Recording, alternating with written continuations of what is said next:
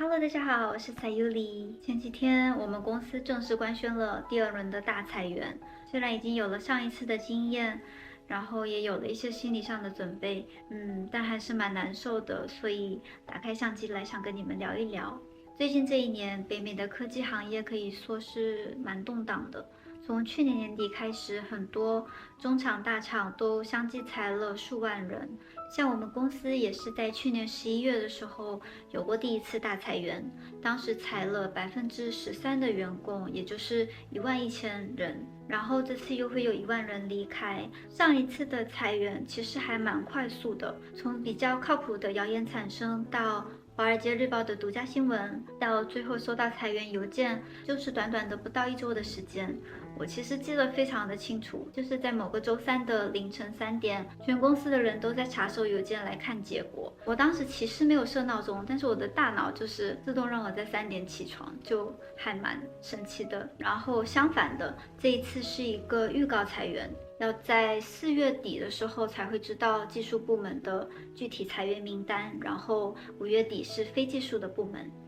对，所以现在的情况就是在这1个月里，明明知道自己有超过10%的几率会被裁，但还是要认真工作来应对如果没有被裁的话需要面对的绩效考核。对，就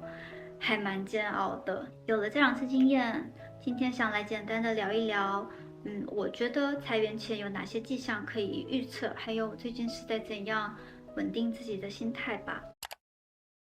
首先是裁员的前兆，我觉得最明显的就是招聘停止。在我加入没多久，公司就宣布了暂停一切的入门级别的招聘，甚至还撤销了一些已经发出去的 offer。再后来直接不让还在 bootcamp 里面做入职培训的人入组，这就是一个蛮危险的信号了。再一个比较明显的就是福利的减少。就我们公司来说，在我去年加入之前就有听说过，比如办公室的免费晚饭时间从6点推迟到了6点半，然后食堂的打包饭盒没有了，免费的洗衣服也没有了，班车减少了，还有远程工作的补贴也取消了，等等。然后在临近裁员的1-2周内，就会看到各种出差跟团建都会被取消，因为在出差期间，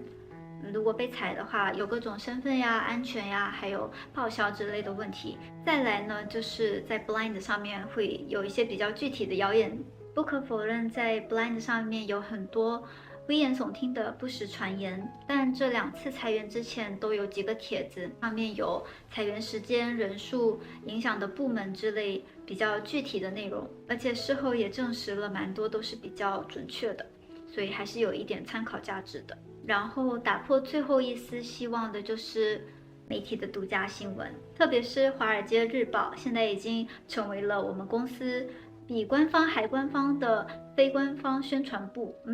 怎么有点拗口？反正这2次都是在正式官宣之前2-3天有新闻出现。然后至于这一阵子我是如何调整自己的心态的，我觉得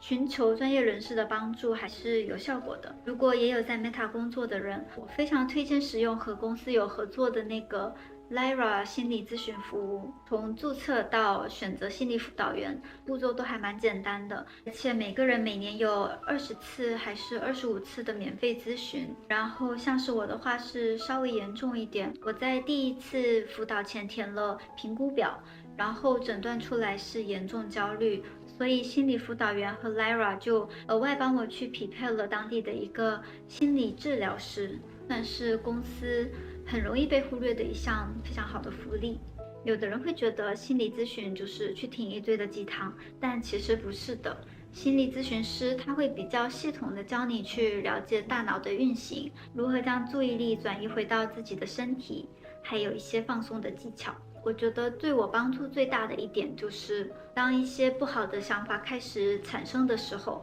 我会问我自己，这是事实还是观点？绝大部分时候，其实不好的情绪都是来自于自我否定和怀疑。当你意识到这只是自己的观点和想象，就会比较容易切断掉这种想法，还有一点我意识到的就是，这只是一份工作，不要去赋予太多的意义和感情。比起拼命的加班，现在我更学会花时间去照顾自己的情绪，允许自己有休息放松的时间。像是在宣布裁员后，其实很多人都大胆的休息了好几天，去放空自己，反而休息过后会更加有效率的去做事。还有就是到外面走走，吸收一点阳光。听起来像是废话，但我觉得真的很有帮助。像是我每次遛狗的时候，就会觉得心情非常的安定。然后就是运动，你们应该看得出来，我最近跳舞更新的比较频繁。我觉得让自己工作以外的生活充实起来，然后找一点其他的目标去专注，会更容易保持一个积极的态度。总之呢，最后希望大家都可以尽量的保持身心健康，减少内耗，然后一起加油度过这次的寒冬吧，加油，拜拜。